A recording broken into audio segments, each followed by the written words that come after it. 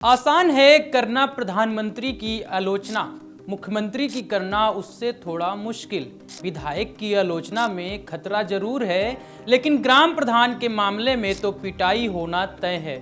ये लाइनें प्रदीप सैनी की कविता स्थानीयता की हैं। 3 जनवरी को छत्तीसगढ़ के बीजापुर में 1 जनवरी से लापता एक पत्रकार का शव बरामद होता है। एक ऐसा पत्रकार जो निडर होकर अपनी पत्रकारिता का लोहा पूरे देश में मनाता था, फिर वो चाहे नक्सलियों के बीच से देश के जवान को बचाकर लाना हो या फिर सरकार और नक्सलियों के बीच समझौता कराना हो। 1 जनवरी से लापता पत्रकार मुकेश चंद्राकर की लाश एक ठेकेदार के कंपाउंड में बने सेप्टिक टैंक में मिलती है। बताया जाता है कि मुकेश चंद्राकर ने ठेकेदार सुरेश चंद्राकर के खिलाफ सड़क निर्माण में कथित भ्रष्टाचार की रिपोर्ट बनाई थी, जिसकी कीमत उसे अपनी जान देकर चुकानी पड़ी। और ये कोई एक घटना नहीं है, बल्कि ऐसे ही सैकड़ों मुकेश चंद्राकर की हत्या कर दी जाती है, क्योंकि वो पत्रकारिता के धर्म को निभाते हैं और भ्रष्टाचार को उजागर करते हैं। चलिए आज आप लोगों को कुछ आंकड़े बताता हूं कि जिन लोगों की वजह से आप अपने घरों में सुरक्षित बैठकर देश दुनिया की घटनाओं से वाकिफ होते हैं, वो पत्रकार कितने सुरक्षित हैं। साल 2021 अक्टूबर का महीना, हर रोज की तरह इस बार भी रमन कश्यप अपने असाइनमेंट पर थे। लोकल न्यूज चैनल में कार्यरत रमन उस दिन भी सुबह सुबह ही लखीमपुर खीरी के निघासन में किसानों का प्रदर्शन कवर करने के लिए निकले थे, लेकिन उस दिन के बाद वह कभी जिंदा अपने घर वापस नहीं लौटे, क्योंकि उनकी हत्या कर दी गई थी और उनकी लाश को लखीमपुर खीरी के जिला अस्पताल में शवगृह में रखा गया था। बाद में पता चलता है कि रमन कश्यप किसान आंदोलन को कवर कर रहे थे, जिसके बाद एक सांसद के बेटे ने उनके ऊपर गाड़ी चढ़ा दी और उनकी मौत हो गई। ये घटना थी उत्तर प्रदेश की। चलिए अब झारखंड ले चलते हैं। साल 2018 यानी कि आज से 6 वर्ष पूर्व झारखंड के पत्थड़गढ़ा में एक पत्रकार हुआ करते थे, जिन्हें लोग चंदन तिवारी के नाम से जानते थे। चंदन तिवारी ने मनरेगा कार्य में हो रही अनियमितताओं को लेकर खबर प्रकाशित की थी, क्योंकि मनरेगा का लगभग 4.5 लाख का तालाब निर्माण का कार्य जेसीबी से करवाया गया था और मनरेगा योजना की शुरुआत इसलिए हुई थी कि लोगों को रोजगार मिल सके। जिसके बाद चंदन तिवारी ने इस भ्रष्टाचार को खुलासा किया और इसी आक्रोश में आरोपियों ने पहले चंदन को अपने पास बुलाया, फिर पीट पीट कर हत्या कर दी।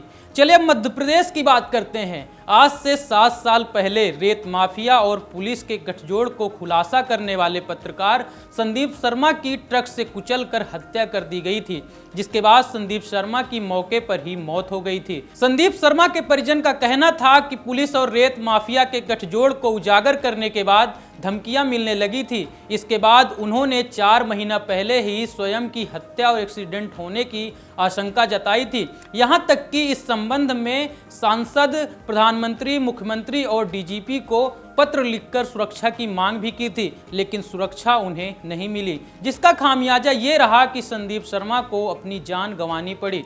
अब बिहार की बात कर लेते हैं। बिहार के सिवान की घटना। सिवान के पत्रकार राजदेव रंजन की 13 मई 2016 को हत्या कर दी गई थी। कारण बताया गया कि रंजन ने जमीन के कब्जे से जुड़ी एक खबर प्रकाशित की थी, जिसके बाद आरोप लगे भूमाफियाओं ने पत्रकार राजदेव रंजन की हत्या कर दी। ये हमने 4 राज्यों के 4 घटनाओं के बारे में बात की, जहां पत्रकारों को भ्रष्टाचार के लिए खबर प्रकाशित करने पर जान से मार दिया गया। लेकिन देश का कोई ऐसा कोना नहीं है जहां पर पत्रकारों को अपना धर्म निभाने के लिए जान ना गंवानी पड़ती हो।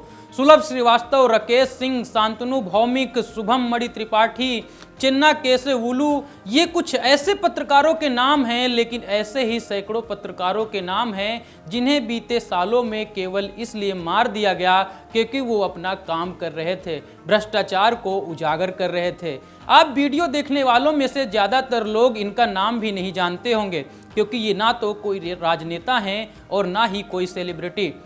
और पत्रकारों को सेलिब्रिटी नहीं होते हैं, वो सिर्फ अपना काम करते हैं, अपने पत्रकारिता के धर्म का पालन करते हैं। शासन प्रशासन में बैठे लोग नहीं चाहते कि उनका भ्रष्ट सिस्टम सबके सामने आए, इसलिए ईमानदारी से काम करने वाले पत्रकारों पर कभी गाड़ियां चढ़वा दी जाती हैं तो कभी सीधे सिर में गोली मार दी जाती है। और इसी का एक कारण है कि मुकेश चंद्राकर जैसे ईमानदार पत्रकारों को बेरहमी से जान से मार दिया जाता है। चलिए प्रेस की आज़ादी के बारे में बात कर लेते हैं। प्रेस की आज़ादी का मतलब होता है कि किसी भी राजनीतिक, आर्थिक, कानूनी और सामाजिक हस्तक्षेप के बिना स्वतंत्र रहते हुए अपने काम को करते रहना। लेकिन क्या भारत में प्रेस की आज़ादी है? वर्ल्ड प्रेस फ्रीडम इंडेक्स 2023 के बारे में अगर बात करें, इसमें भारत की रैंकिंग 180 देशों में 161 स्थान पर था। 2022 की बात करें तो साल 2022 में भारत का 105वां स्थान था। उससे पिछले साल यानी 2021 की बात करें तो भारत का 142वां स्थान था। थोड़ा और पीछे जाएं यानी कि 2012 में प्रेस फ्रीडम इंडेक्स में भारत का 131वां स्थान था।